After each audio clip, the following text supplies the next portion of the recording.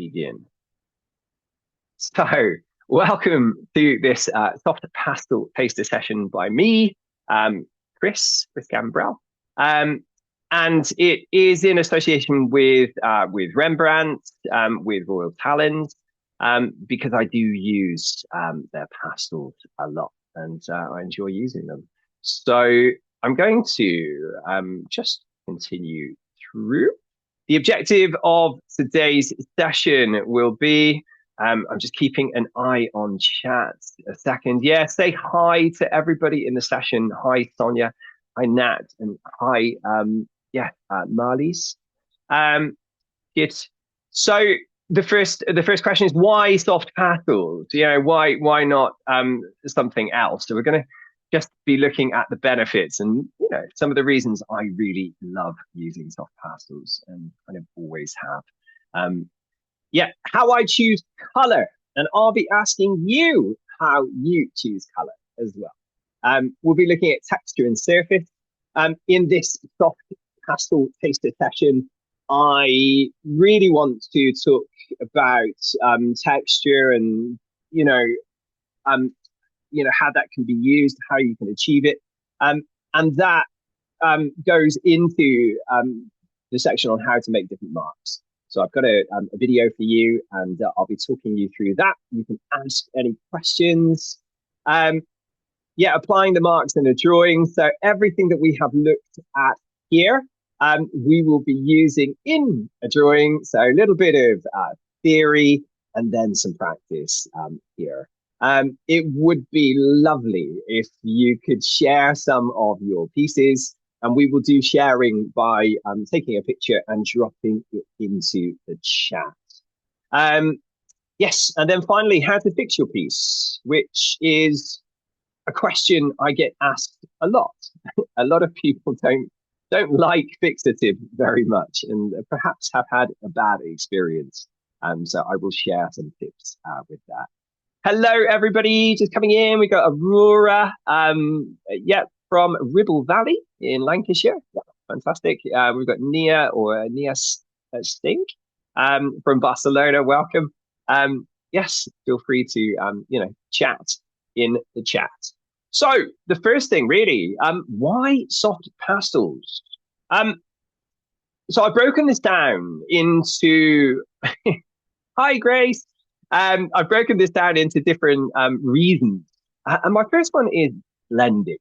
I absolutely love the way that you can just very, very directly move from one tone to another, from one color to another. You can shift very, very subtly, or you can make it very obvious. It's very easy to have these little subtle shifts in color. And you can, when I talk about blending, you can leave texture as I have done here, or you can use your finger and you can get rid of that. And perhaps it sits back a little bit more and doesn't perhaps, get as much attention. But just using your fingers, using the powder. I don't want to say essentially, soft pastels are powder glued together in a stick, but they kind of are. But it means they're extremely versatile. So as soon as you break them back into powder, then you can get some wonderful blending. The other reason I like them is for texture. You can get a massive variation for something that isn't too flexible at its tip, like a brush. You can get some lovely variation in texture. Yes, blending is the very best of this technique. Yes, absolutely. Hi, Lena from the Philippines. We've got Tessa from Valencia. Hi, Tessa. Yes, so we've got some, just some lovely variations. You can have a smooth texture in the nose. You can have a smooth texture in the cheeks. But you can also take advantage of these, lovely textures, just creating nothing specific, but, a texture that kind of sticks back on the page. you can vary the texture massively with soft pastels. And that's kind of what this drawing is all about, is just a mix of different textures, from the ears up here through down to much stronger areas where we've used probably 100% pressure, to just using, this blue behind the ears here, where you get some luminescence from the white behind, because the white plays a big part in the colors that you're using as well. So yes, reason number two, texture. It's going to go back. And something that I absolutely love soft pastels for is just how direct they are. You don't need to get lots of equipment out. They are just fantastically direct, and I think this is a really good example of that. Drawings can be quite quick, but not worse because of it. They can be quite fast because they are spontaneous, and you can create large areas of tone, large areas of color, really, really quickly. And I would say without too much mess. I know a lot of people say, but there's lots of powder. But you can get rid of powder quite quickly. So yes, very, very direct, easy to access, easy to pick up. And you can possibly even, take them with you to different places. Okay, good. Next one is layering, the possibility of being able to layer. I tend to think of pastels, or the way that I apply pastels, as being like very, very thin, like onion skin layers. So if you look across here, I mean, you can see it from the start with this one, where you've got this, it's called sanguine red as the background color. And then this plays a real part in here. And, it comes through. You can layer in, I put, a very desaturated blue gray, but there's a slightly warmer version of a similar tone, which is this, sort of yellow white, if you like, a little cream. But they all speak through each other. And I tend to build up color in that way. Even in the eyes here, we've got a very, very different level of layering. This one used another, I can't remember what I used behind this one, but in the cat's eyes, particularly in the challenge, I was building up the layers in the eyes. If you can see with this one as well. You can perhaps see that, in the eyes, you've got 3 or 4 colors just layered together in there to sort of build up that intensity. So yes, I'm just going to come back out a second. So yeah, layers, just allowing for kind of luminescence, allowing for, I don't know if anyone else would call this something different, but I call it harmonizing, where you have like maybe 3 or 4 different layers, essentially color mixing, like using gouache or using maybe watercolor, and just making those colors sing and harmonize together. I compare things a lot to songs. Aurora said, do you use sticks for the smaller details, such as the edge of the ears? Really good question, Aurora. Yes, I do. And we will have a look at how to do finer detail in a demo that I've done. Okay. Variety of marks as well. I absolutely love the way that, it, like, this piece feels completely different because it is literally covered. Like, it feels almost like it could be a kind of powdery acrylic. And when you contrast that with the kind of light, airiness of these textural marks, then you end up with a really, really interesting contrast between these 2 areas of texture. Yeah, so that's a major appeal for me. You can see with the eyes as well. So yeah, kind of almost using it a little bit like acrylic as well. Lena says, are there any cons with using too many layers? Good question, Lena. Uh, you won't be able to get more than probably about 3 or 4 layers because the tooth of the paper will not hold that much medium or that much powder. So you can't you can't really put too much in there. And I think as long as you're using it quite thinly, as you can see here with the cat's chest, there are maybe 3 different layers. Um, then it's okay. The color of this paper I left a little bit on the edge was grey. It was a kind of industrial grey. And yeah, we'll look at paper in just a moment as well. This one is um, it's a Rembrandt pad, and it has quite almost like textile, like linen, like finish to it. So it does hold a lot of pastel, and that helps. Sophie said, "Is there a significant difference between the pastel bars, sticks, and the pens, which look like color pencils?" Ooh, beside the mess. Yeah, good question.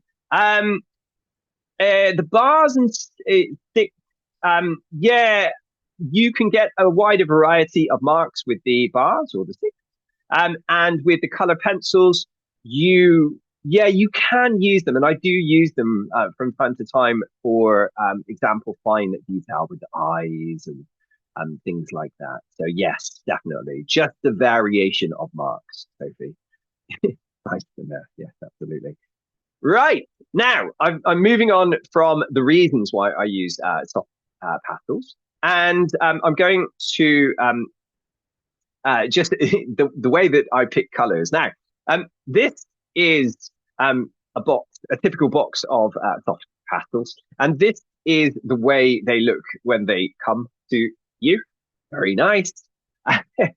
But this is the way they look when you've been using them for a while. And so you you need to be able to, if you're anything like me, you need to be able to pick colors from this. Okay. Not always organized, although I have had a student who organizes all of her color pastels by value, which is a really, really useful way of doing it. Just organizing the colors by tone, which is great. But yes, that's what I'm working with.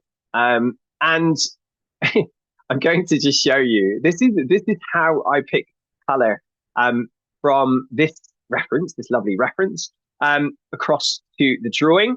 And the way that I picked reference, Ying, I will come to you in just a second, okay?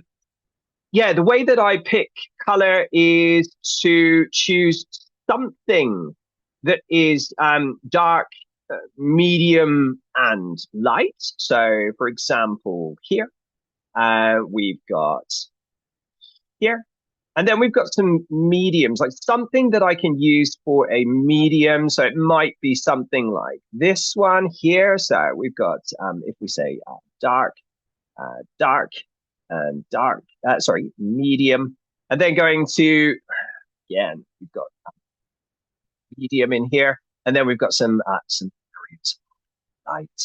We've got light. Um, and you'll see that I've got some different variations of those. So I'm not actually looking too much at the color for color's sake, but I'm looking at the value, and I'm looking, for dark capacity to be able to explain dark areas, medium, and then looking at light as well. And I give myself two different usually about 2 different versions of a light, maybe 2 different versions of a dark, maybe 2 different versions of a medium. Um, and my different versions are essentially slightly warmer. So we've got a slightly warmer light here. So I'm going to put a W for the warmer light. And then I'm using a slightly cooler. So I'm going to put a CL here. Slightly cooler version of this. So it's a slightly bluer version of the same tone, essentially. Um, so you'll notice that with each of the drawings. So, for example, with the eyes, I started with, I'll never guess with this one, but I started with a base of blue in here. So this was blue. And then I went for a, can you guess what color the bottom layer of this eye was? Can you guess? So if this one was blue, what do you think this one was at the beginning? What do you think this area around here was completely colored with? What color do you think?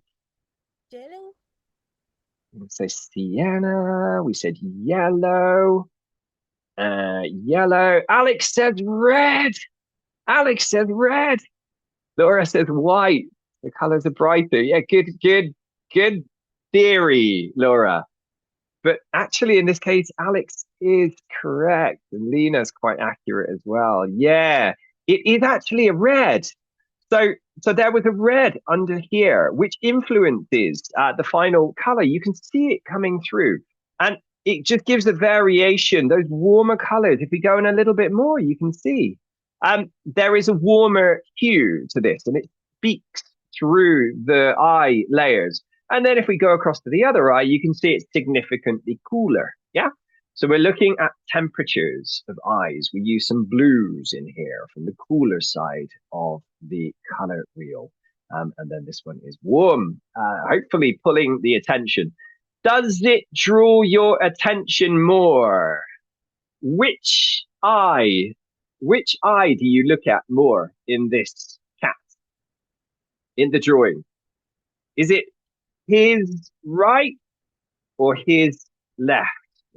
His or her, right or left? What do you think? Yeah, Alex says it's right, of course. The left one, the left one. Okay, the yellow eye. Yes, yes, thank you. Deborah says right, Alison left. We're kind of split here, aren't we? The, the idea is that there's a little bit more contrast in here and that it's a little bit warmer. Yeah, so it should be going into, the ideal is that it goes into this one here. Okay. So the slightly warmer eye. Yeah, it should draw the attention, it should pull the attention a little bit more. Okay, all right. Of course, we're not all the same, and people look at lots of different things for different reasons. So that is just a little bit of theory on just the cool, the warm and the cool. Just basically splitting the color wheel across here, and just saying that this is cool and this is not red, warm.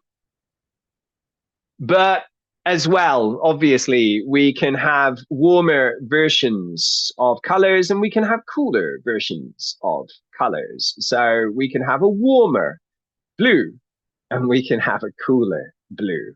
Generally speaking, if there is a little bit more of this kind of color in it. Yeah. So if there's a little bit more yellow in your blue or a little bit more red in your blue, then it will be warmer. But if it is maybe a slightly more white blue, then it will be a cooler version. Yeah. So we're not going to go into this too much because it's quite a big area, but it just gives you a little insight. But we will be doing more of that on the cat workshop next week. So we're just looking at picking colors now. And I'm going to show you a little video on how I pick the colors, and I will talk you through. This is the reference that we're drawing today. It's a lovely little cat, and I want you to choose your colors with me. You don't need to use the same colors, but I'm going to talk to you about why I chose these colors. Okay, let me just show you the video. Get your pastels ready. and I'm going to just show you the full screen. So let's begin. Let me just scoot along a second. Make this a little bit smaller so we can see everything. Okay. I'm just going to adjust the screen so that you can see the video as well. Okay, so I'm just turning now to a full screen so you can see everything. Can you see the full screen? Can somebody give me a yes or a no? Can you see a video panel? Yes, Monica, thank you. Wonderful. Yes, thank you, Leslie. Good. So I'm going to start the video, and this is the color choosing. So I'll talk you through it. Okay. So here we are. I'm just using some very rough paper, and just basically choosing some blues because I want the opportunity to be able to kind of push things back and pull things forward, depending on the temperature of the color. So I want something dark that's going to give me a little bit of tonal range. So I'm just gone through a few blues to give me a dark tonal capacity. And then I'm moving into the mid areas. So in our cats today, we have some dark areas, which are, in the eyes, in the stripes. And then we've got a lot of, and we've also got the background as well. And then we've also got a lot of mid. Okay. So I want a little bit more variation in being able to describe these areas here. So I've given myself something that's a little bit. So I've got a pink, which tends to work quite well against the blue. It's a bit of a complementary mix, so it makes it move a little bit. They're on opposite sides of the color wheel. I've given myself a much warmer version, which is the this yellow color, kind of ochre color. And then I've given myself another variant at the same level of tone, which is a little bit more similar to the cat's actual color. I like to have something that references the cat's actual color as well, but it's about the same level of tone. I'm just going to, let me just go back a second. And what I wanted finally, if I can get to it, sorry, was something at a lighter value that would be a little bit cooler again, just so that I can have some contrast between the warms and the cools. And I'll talk to you a little bit about that while we're making our drawing. So that's the last one to go in. I've got a full, I say a full tonal range. It is essentially a dark, and then we've got 3 mediums, and then we've got a light with also the white of the paper as well. Okay, so I'm going to just go back. Let's go back into the. If we were in a smaller class now, I would ask people to show me their colors, but we are not. So I'm going to let's go back to the presentation. So I'm going to trust that you have picked your colors. Always interesting to see is which do you think is darker? Is it A or B?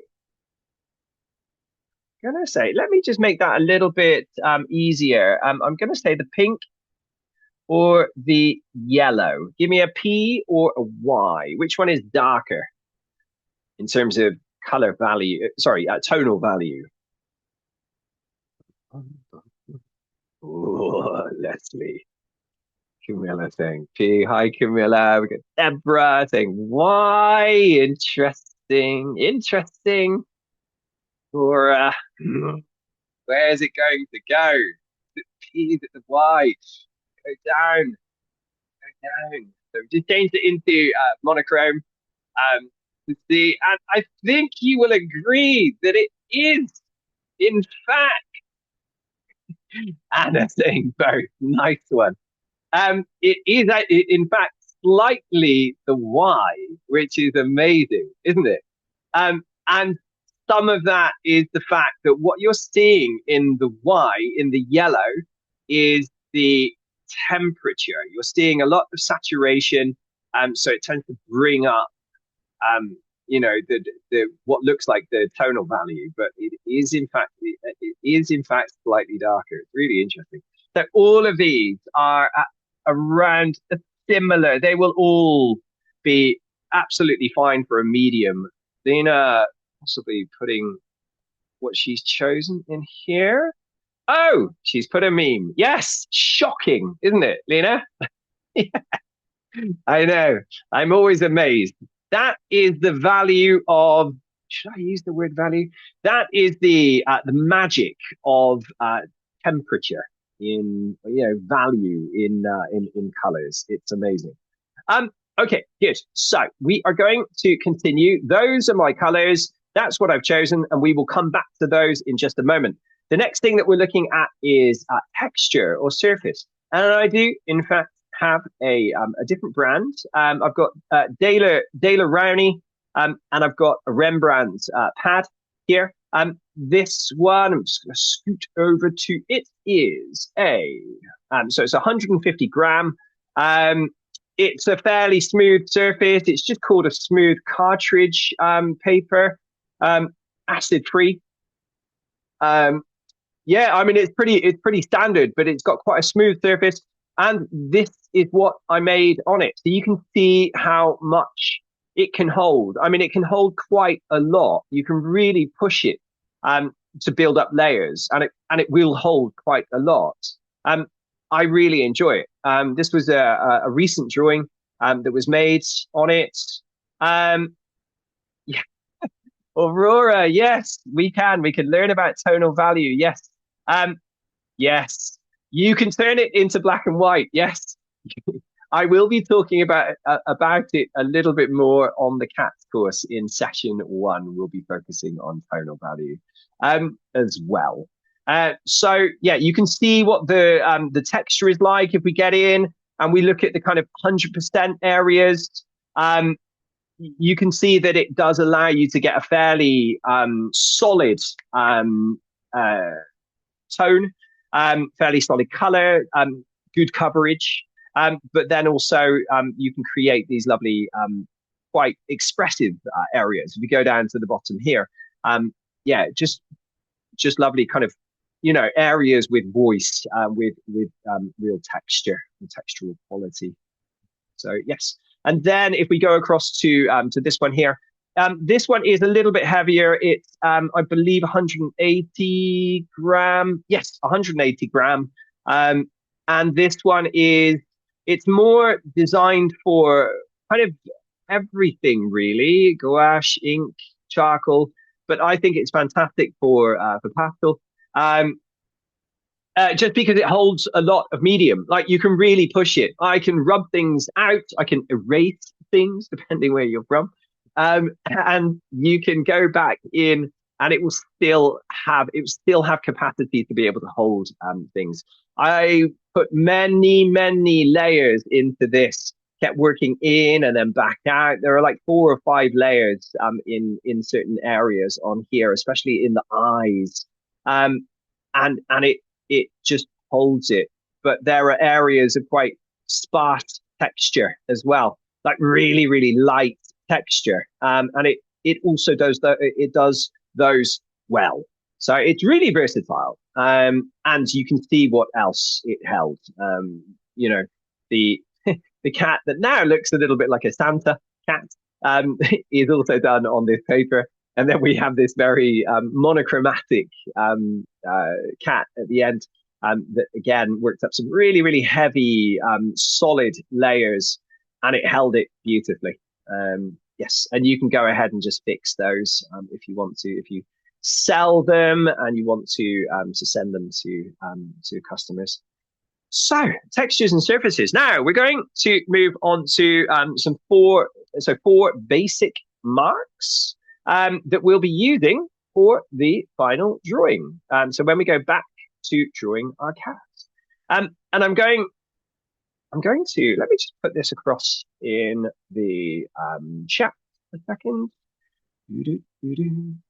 San says, "Do you use Winsor and Newton?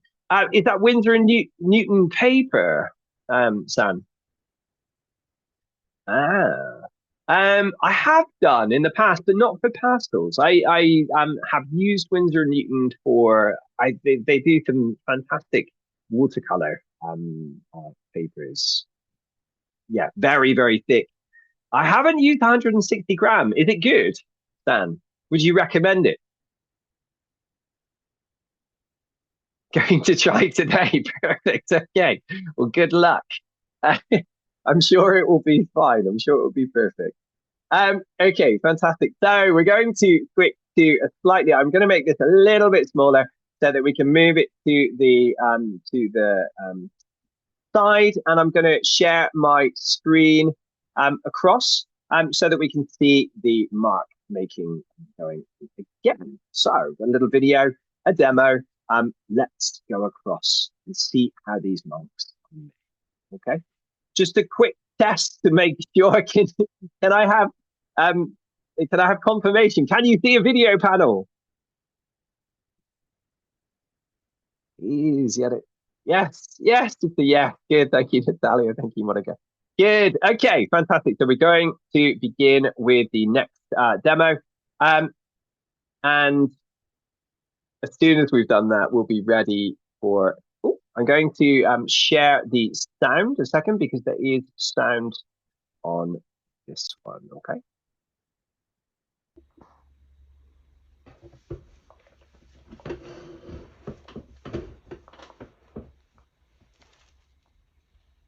Okay, so I'm going to talk to you about some of the key marks that you'll need for the cat drawing, but just for pastel work in general. Going to be looking at four different types. The first one is flat tone, so just creating a flat tone using side blocking, and we'll do this at different pressures as well. You can see here I've got a blue pastel, and with the pastels when they start they look like that, and generally speaking I take the wrapper off and just they change shape quite quickly, so I put them on their side and then I create usually a triangle effect. So this one has been used for some time, you can see. So yes, I'm going to yeah, just use the blue first of all. So we just pop it on its side and just drag it down. I'll start with a good size panel of full tone, so 100%. Generally don't just push really hard with soft pastels. If you do push really hard, then you end up breaking them. I'm getting a little bit of texture from this drawing board, so I'm going to just put something else underneath. Just a moment. Okay. Just slip this one under. Okay, and here I'm just building up this tone, and you can see here it's a lovely solid effect. So that is flat tone.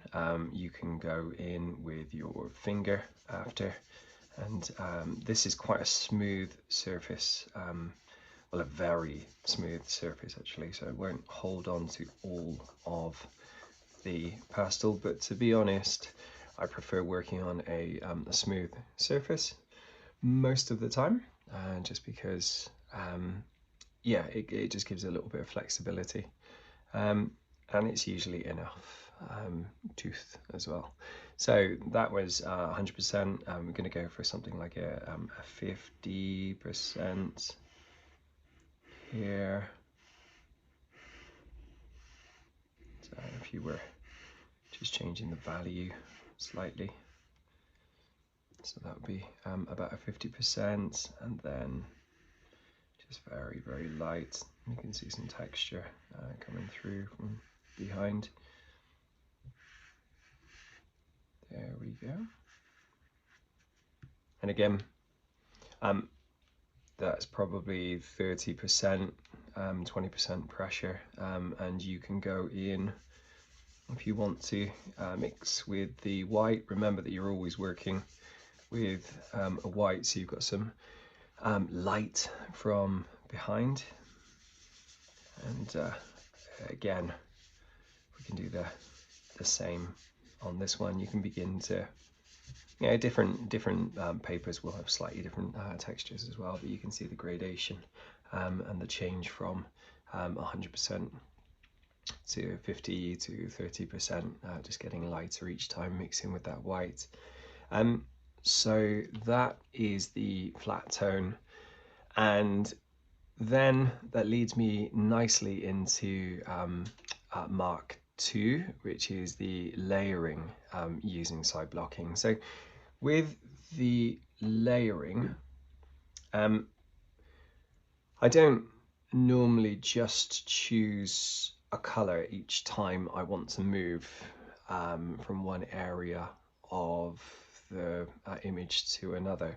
I will build up layers. So I tend to start with the probably the lightest color. So I might use you know, a lemon or something that is going to kind of sit back a little bit. So I'll let me just get a kind of lemon color. Okay. And then we'll try and build up from that. So we've got, so I'm just using this, which is quite a light yellow. And again, just putting a very light layer in there. So 20%, 30% of its full pressure. And then using, you know, if we're going to mix to like a blue, sorry, mix to a green, then you might want to put, I'm just going to use a quite a light blue there, but at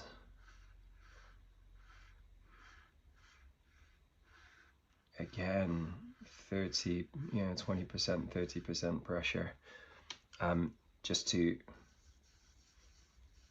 and you can see the yellow and the blue do mix to give a greenish tint. You can, you know, you can then mix in some red or pink or something that will then take it to a kind of brownish color. Yeah, depending on the. So I'm just going to use a red here. Depending on the range that you've got. I'll do half of this. And in there with the finger again. You can leave texture on there for quite a long time, but I'm just changing this to, I'm just going to put some more yellow in as well. We don't have a very strong blue, but if we did use the blue from above,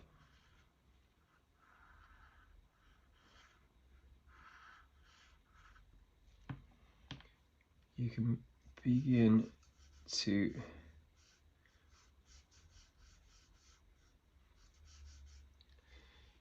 achieve something that is just with these very, very light layers on top. The principle is just to keep these very, very thin to end up with something, you know, near a brown. It's just mixing with white at the moment, but you could push these a little bit more. And having something that shows elements of different color through it, so it's not just, you know, you're taking advantage of just that difference of multicolor effect. Yeah, just to build up more interesting color effects.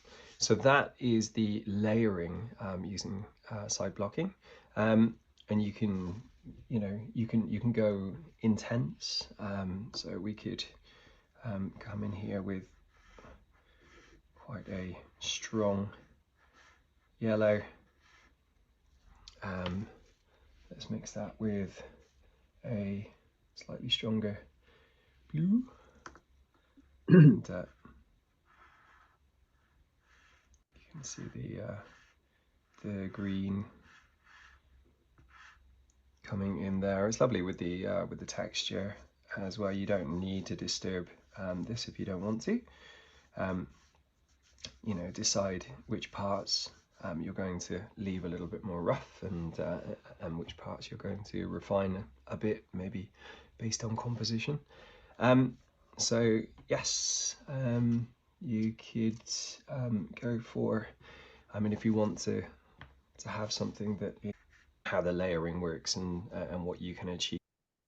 Just skipping forward because it's just another example of the same, just with a different color. Onto the next march, just because of time. Okay. Yes. So the next mark is mark number 3, which is for fine detail. So using the end of a block.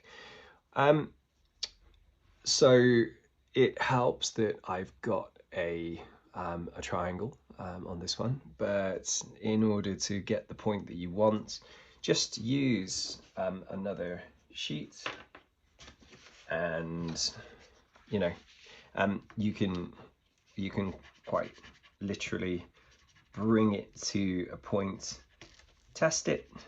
There we go. Some of it's just given way. You can test it and get it to the point that you want. You can get it to quite a fine point. Yeah. So if then you go into your composition, into the image, into your drawing, and then start to work with that, you can achieve a fairly kind of sharp effect.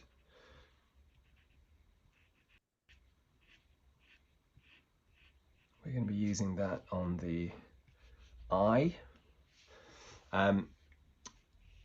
So yes, other things in drawing cats would be things like whiskers. So again, like really, you know, bringing it to a sort of as fine a point as you can, switch it around, try and find the best angle. And obviously scale is important as well. Scale, you know, if you can't make the marks smaller, then you need to make the paper bigger. But you can see here that we can get some quite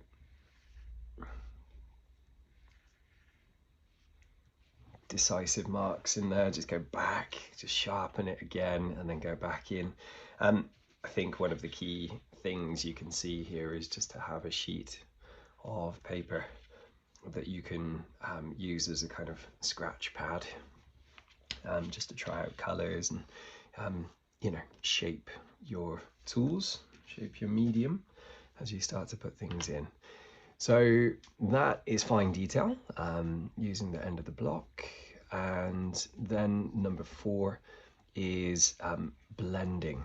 So we've done a little bit of that, I'm just going to wash my hands a second.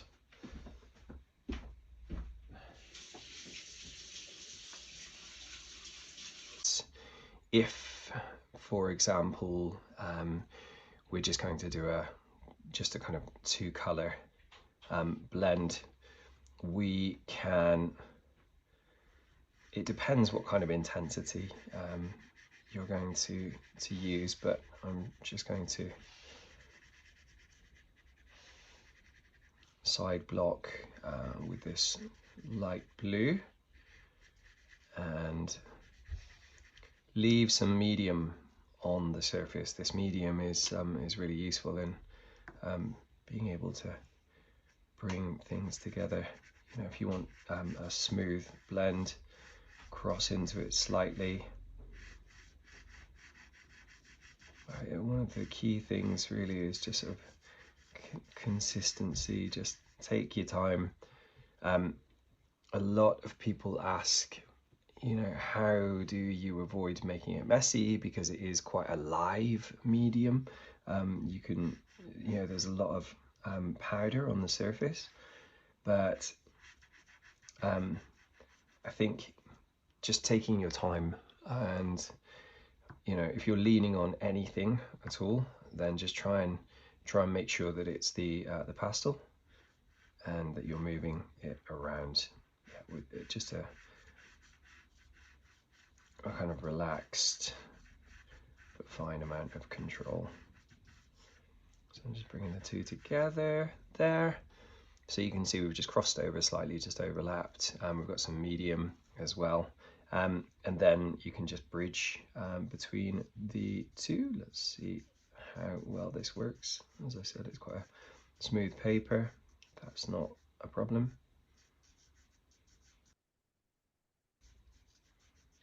Just working around the middle.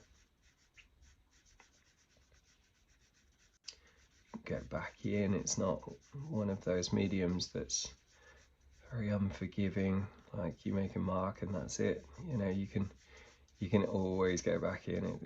It stays alive. So bring those in there.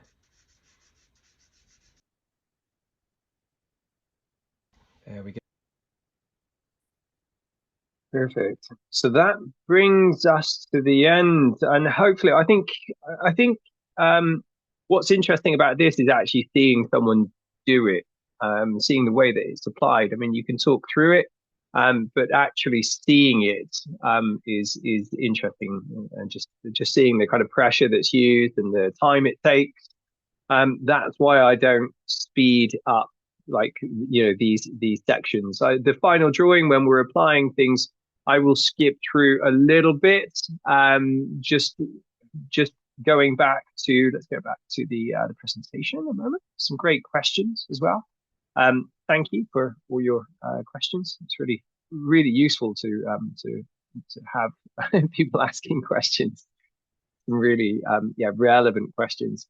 Um, this is the drawing, and it's nice. And what I normally do in my sessions is show you a few different stages. We've got stage one here, where I'm just applying the just some side blocking. I've used, if we go into the eyes here, I've used some sort of 100% pressure just to get those eyes in, and then, you know, the end of the block marks for going around those eyes.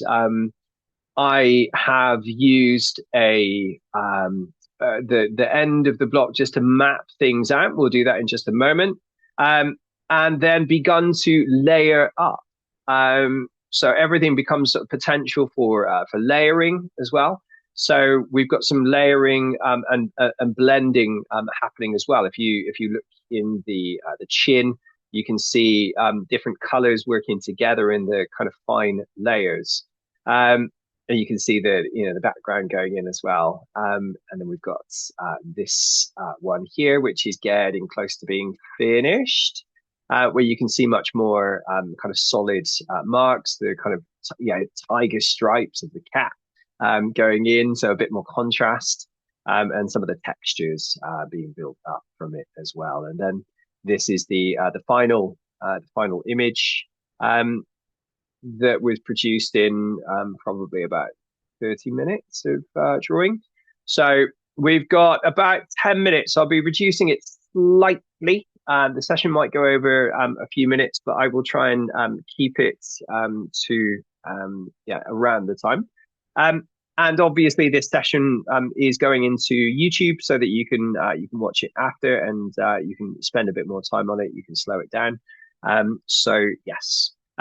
Before we get into that, really, really luckily, just looking at the mapping here, when I was drawing this, I mean, I don't think it's true all the time. It depends on the position of the head, but you've basically got 6 lines vertically, equally spaced. Those are the green lines across here. And then you've got 6 lines horizontally, equally spaced. I mean, it couldn't be much more straightforward. It's basically like, graph paper. It's amazing. So we've got eyes there is a space and then an eye, and then we've got a space, and then we've got another eye here, and then a space. So it follows exactly the same as a human head as far as eye spacing goes. So 5 eyes wide to the edge of the head. And then going up in the middle, we have the nose. Then we have the mouth sit basically across the second from bottom line. And then we've got the top of the eyes here, top of the head here, and then we've got the top of the ears here. It's quite straightforward. Sorry, I'm giving strange cycloptic eyes to our lovely, cute kitty. So let me take those out because we're going to use those just to get started with our drawing. We also have some diagonal marks, and I tend to use diagonal marks to just check position. So you can see the diagonal start at the origin of the mouth and then go out toward the edge of each of the ears. So this is the ear here.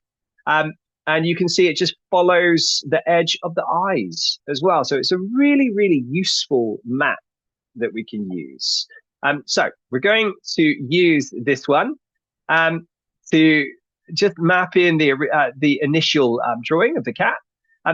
Often, something that you have to do is not necessarily the most fun thing, but you get it in so that then you can focus on the fun parts, which are, for me, building up texture, putting in colors, making choices. I like those kind of editorial decisions.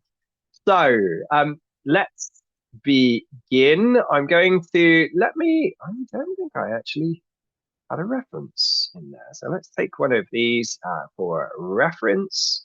And I'm just going to shift this one to the side. If you want to, you can begin. You can go kind of ahead with things. Let me just shuffle things around. Just nice that you can see all the progress, so you can see which steps were taken. So I'm going to just move those to the side, so at least you can see the 3 final steps and the reference, and we will get started. Yes, it would be lovely to see some of these. And let's share back to the screen. Sorry to repeat myself and be boring. But can you now see the video panel on the right-hand side? Monica, you're normally the one that tells me this. Okay, the new message. Perfect. Right, that was awesome. Oh, great. Monica, yeah, thank you, Monica. Good, Denise. Thank you very much. Fantastic. Good. Okay, you're helping me to keep this in check. You're playing your part. Okay, so let's get started. And I'm going to be skipping forward a little bit. Just to begin, just mapping things out. This kind of goes a little bit slow because of my, I don't know really. It feels a little bit mathematical. I've never been that great with maths. So yes, just marking things out equally. So I'm just going across with the just marking the vertical points. I always think it's useful to get the verticals and then get the horizontals in. So I'm just getting the area for the eyes in. Happen there. There we go. So just if we look at the original mapping, you can kind of see that they are not quite squares. They're a little bit wider than they are tall. So I've tried to keep that in mind. I feel like I should be quite precise because I am the person giving the demonstration. But you don't have to be. You can make yourself do a wider cat, a taller cat, doesn't make any difference. We're doing this for the marks. Yeah. I'm just getting these in. Just structural. Just marking in. And what I'm doing, just as we're going along, feel free to ask. But what I'm doing is using a mid tone to do all of the layout drawings. If you use a mid tone, I'm not using pencil. I don't think you have to.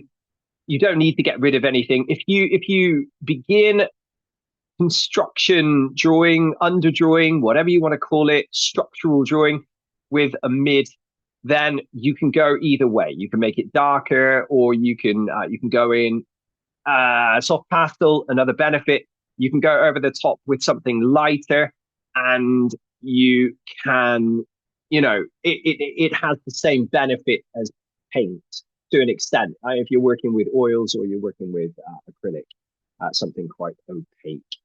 Okay, so I'm just marking this in, just getting those eyes in. We've got the width of the head. I don't know if you can see, but we've also got the height of the head. And I'm just marking in just these key details. It's the same as I would with a human face. Just getting those eyes in, just getting the nose in, those main features. And then trying to use the reference points just to put the kind of curvature in. And curvature went in the wrong place. So this is me. Yeah, even the people giving demonstrations make mistakes. So out comes the eraser. That line's gone. He's not wearing a helmet. So it just doesn't matter at this stage. It really doesn't matter. Be kind to yourself. Don't chastise yourself. Often I have introduced a background when there was no need for a background, just because I have, perhaps put a line in the wrong place. So yeah. Even if the background is light, you can go over it. It's fine. Don't stress. A lot of self-talk through this. So I'm just going in with the ears now, just following what I will do after I've done this. I know basically where it falls on the mapping. Let's just go back to that mapping a second. You can see here, I'm just working kind of within those measurements. Really, really useful. But of course, this is a completely head-on camp. If you had a snap, like on your head, and the cat was looking at you, thinking, "Can I get that?" Okay, so it's not going to be all the time, but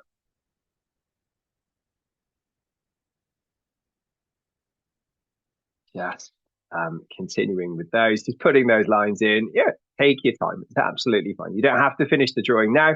Here you can see that I'm using a pen, just some straight line. Find yourself a stick, and just getting the positions correct. They don't have to be correct, but if you want them to be correct, I think it's best to get them to be able to do things correctly, and then you can stray from that. You can, change. That's absolutely fine.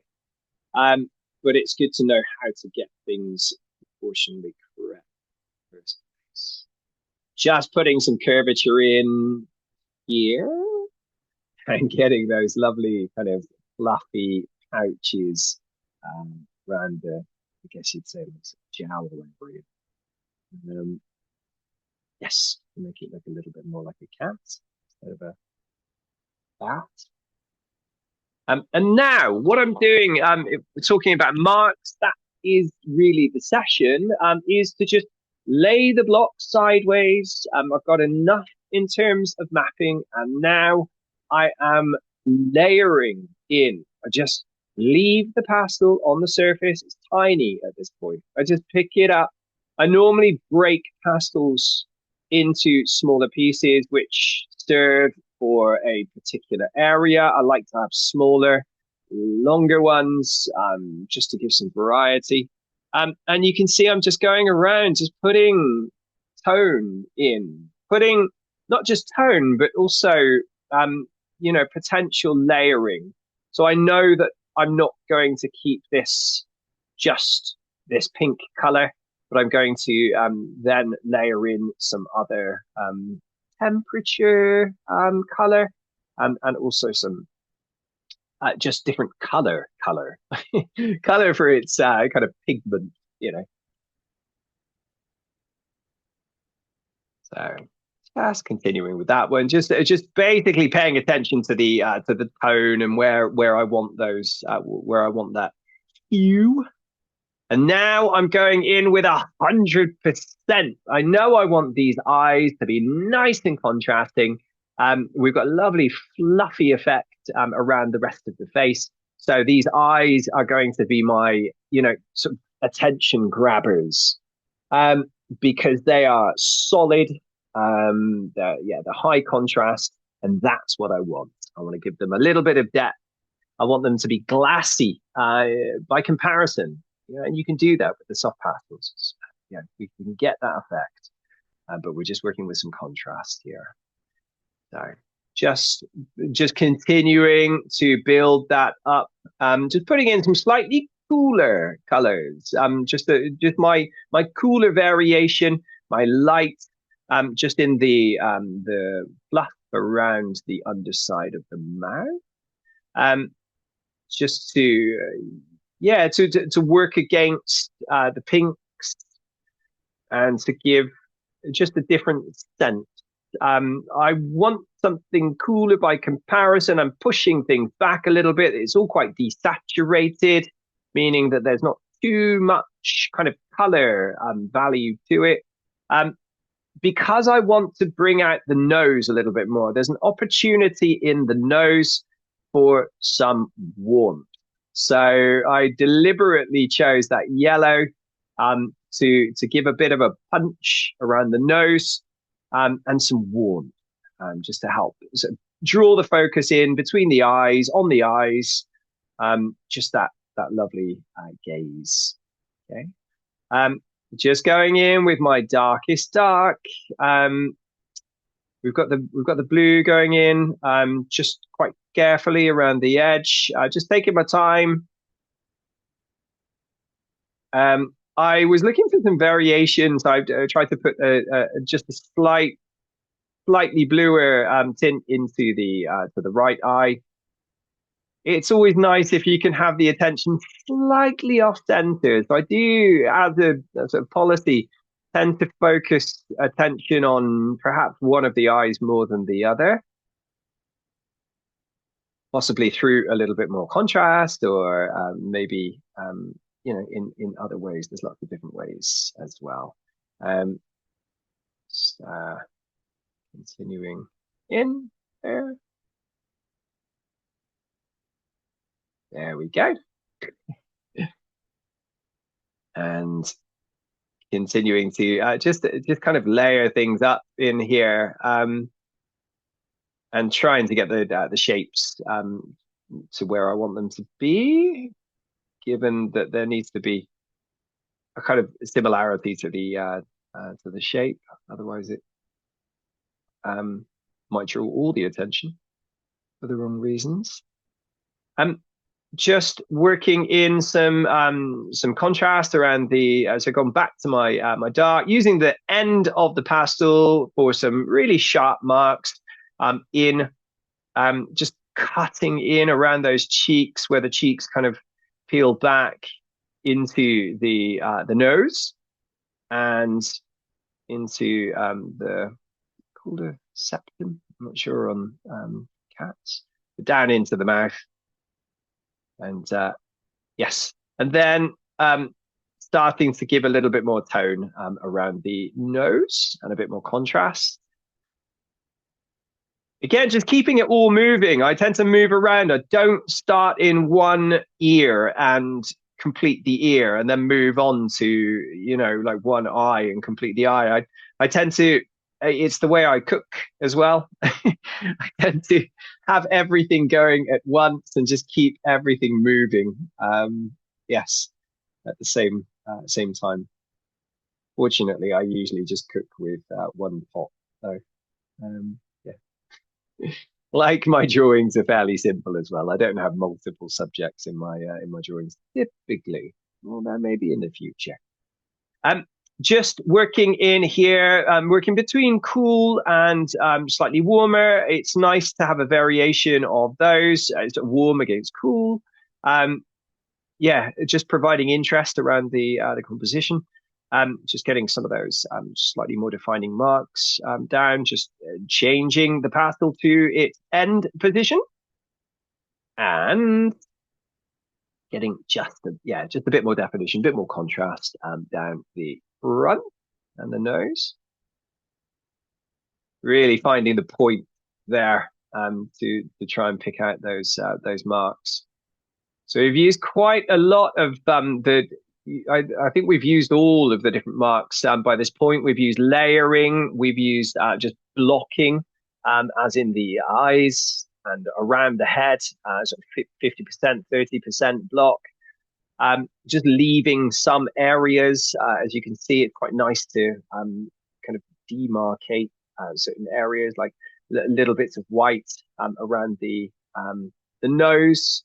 Just leave that paper to give quite a lot of contrast. Yes, he's looking quite alarmed at this point. There's something I can do to kind of soften things. Again, just working with the blending now. The blending really comes in and layering things up and blending. And I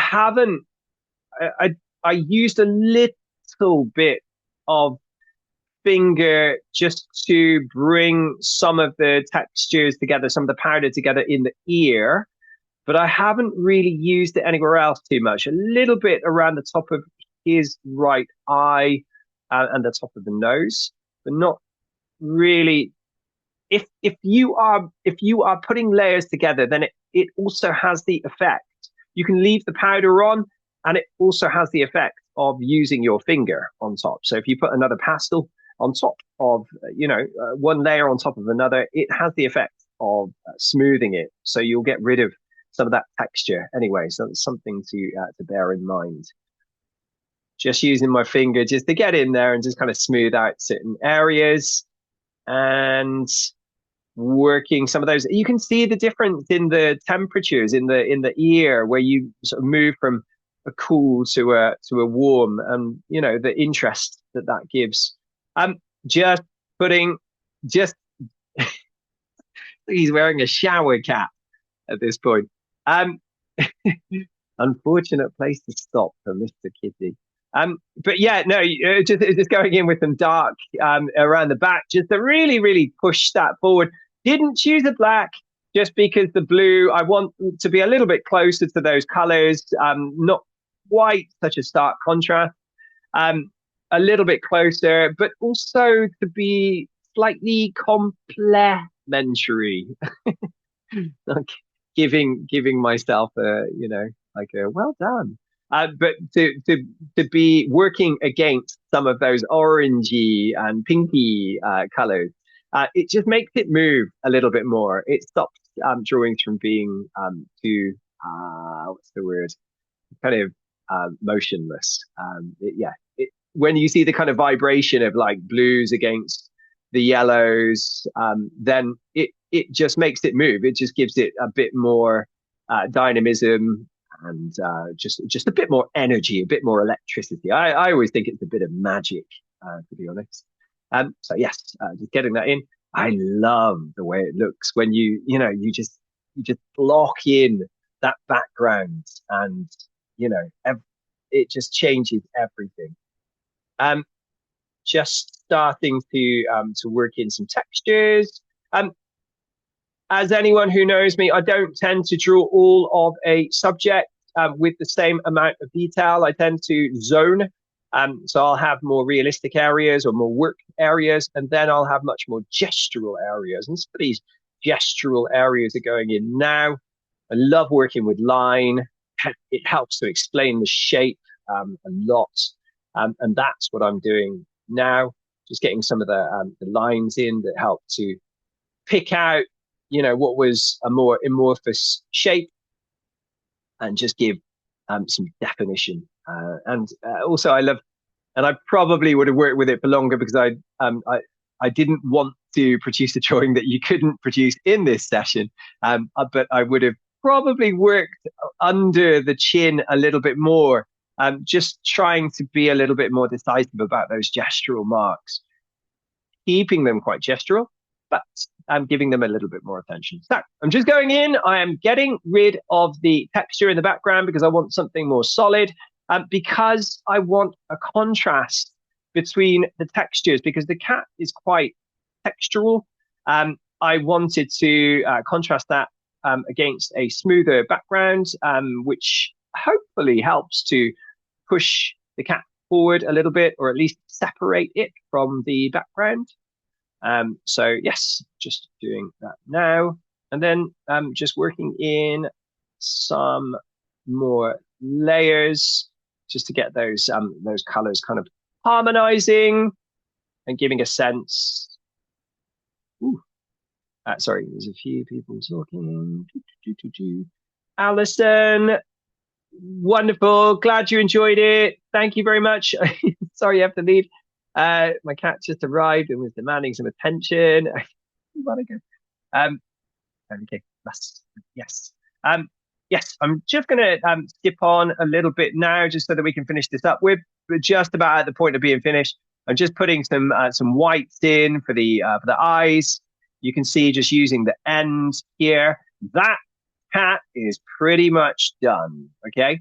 Just a little bit more definition with those with those gestural marks just around the face. Pretty much there. Okay. So that was that.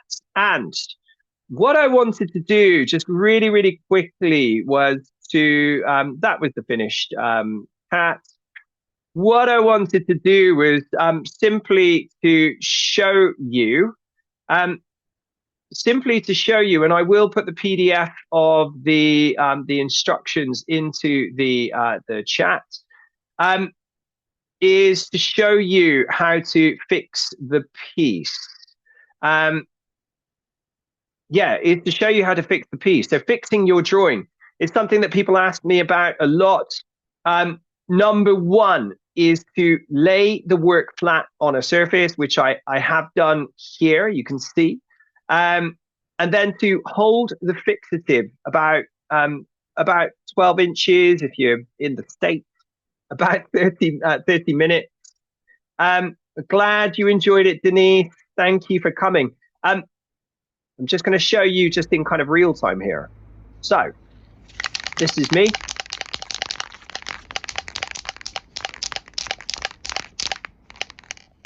And what I'm doing with this is basically just starting by spraying off to the side. I always start at the top. And you'll see me just spraying off to the side, just so you get rid of just clear the nozzle before you actually get onto the picture. And we're just snaking our way down, as if you're reading to the right, left to the right, and then down a line, and then right to left. Okay, until you get down to the bottom. Keep it nice and consistent. Just gonna pause that one a second. Nice and consistent. And then basically just work on the idea of creating a very, very fine layer of spray, and then leave it. Um, don't worry too much. I'm just going to let me go. Susanna, lovely, fantastic. Um, thank you for coming. Um, yeah, don't worry too much. If you have got a lot of people worry about this kind of pooling, okay? In drying, you will people go, "Oh no, it's absolutely ruined." As long as you've done a fairly fine, even spray, you will get this, but it will dry. This is after 30 minutes. It's pretty much flat. It returns from its much darker color of being wet to its original color, and it feels a little bit different. The pastel won't come off the surface, and as I said before, yeah, tip: just keep the spray even. Don't be tempted to just spray the head of the cat and leave the rest. It needs to be even. All of the paper needs to receive the same amount of spray. Otherwise, you get uneven paper at the end of it. Okay. So that is fixing the piece. Um, I would love to see if anyone has produced any pieces and they want to put them, no problem. Mr. Craddock, think maybe, right? Um, if if you want to, you can put your drawings into the chat. The spray is called. It is a Daler Rowney perfect. It's a colorless fixative. Okay. So Daler Rowney. Oh, fantastic, Bianca! You never fail to impress. Um, this is where I go. Oh, Lots of fun. Camilla, that's wonderful. Well done, Camilla. Yanka, I'm glad you've enjoyed it. It's lovely to see you in class again. So this is a colorless fixative. Okay, I'm just putting it into the chat now. There we go. Okay. Um, perfect. Fantastic. Yes, I'm gonna like all of these. They're wonderful. Yes, yes, good. Everyone, put them in. Oh, Sophie, wonderful. Keep them coming. Keep them coming. Um, if you want to get involved more, if you want to have some more fun drawing cats, we'll be going through tone. We'll be doing more on color. We'll be doing more on just drawing and the approach to drawing, looking a little bit at composition, all aspects of it. Then you can see more information. We're going to be starting classes next week. It's on the 18th, so it'll be Saturday. And the following Saturday, if you can, then it would be great. You can find out more details on the product link there. Let me just copy the link if you want that link, but you can find it on my page. That is that one. I hope you enjoyed the session. I just want to say thank you to Royal Talons. Yeah, just for supporting and sending out to the wonderful winners of the cat challenge. There were some fantastic drawings. I couldn't choose everybody. I wanted to choose more. Well done, everyone for that. And yes, thank you very much for coming, everybody. We had a lot of fun. It was really interesting to see everything. No problem, Chris. Well done, Monica. Thank you so much, San. Eating as well. Brilliant. Okay, Aurora, fantastic. I want to see everyone's. Christina, lovely. Fantastic. Yeah, if you do want to join me, or if you want to ask any questions, Camilla, yes, looking forward to it as well. Fantastic. Well done, Grace. Lovely. Oh, that's brilliant. I wish I could. I might be able to keep these after. Thank you, Christina. Thank you so much, everyone. Well done, Lena. Oh, lovely. Fantastic. You did really well. Not sure how to make a photo within the meeting. Don't worry, you could put it into stories, Marlies. Yeah. And I will see it. Grace, you're welcome. Deborah, lots of fun. Dirty hands all over the keyboard. Yes. Vacuum your keyboard after the session. Okay. If anyone has any questions, I will hang around just for a couple of minutes after. If anyone has any questions, questions about the CAT course, or just kind of anything to do with soft pastels in general, yes, and I will be putting this onto YouTube for everyone. Um, Thank you very much, Nia Sting, and yeah, have a lovely weekend too. Thanks a lot, Natalia. Okay. All right. I don't think anyone has any questions. Aurora. Fantastic. Lovely, Aurora. Aurora, you've got a